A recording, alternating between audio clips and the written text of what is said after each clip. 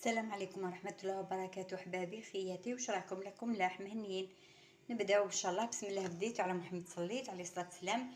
نختصروا الوصفه الفيديو، ما نبداها لكمش انا من الاول. انا غسلت الرز وغليته. المهم لهنا الرز مغلي. عندي الدجاج اللي هنا بعد ما طيبته وفتته هكذا.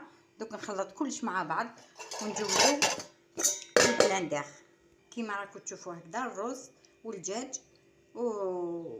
دوك نرحيهم وندير لهم 2 حبات بيض، ومن بعد ندير لهم التوابل. ما نقصر عليكم الفيديو باش ما تملوش وما تقلقوش. هنا درت لها شويه بصل، شويه ثوم، كسرت عليها حبه بيض.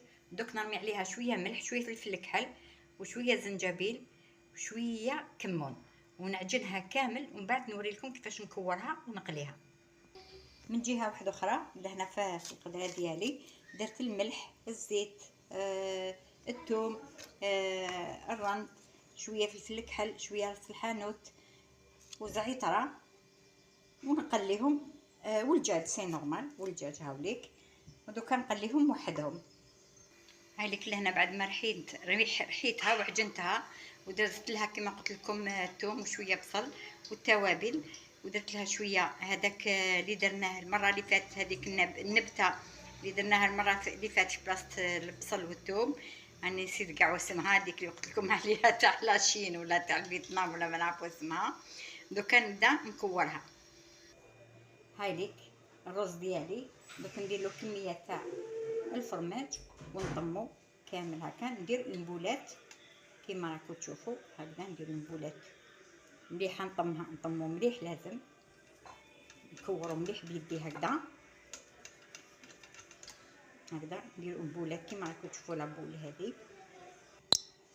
دوك نجوزها كيما راكم تشوفوا لهنا في البيض هكذا. سمحولي على الصوره ماهيش واضحه مليح. ونزيد في لاشابلور ونحطها تتقلى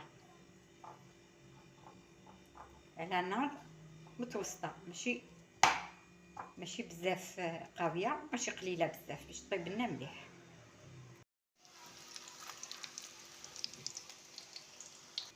هاملي كاش طابو كيفاش جاو ما شاء الله عليهم. شوفوا كاش جاو، ما عندي ما نقول لكم.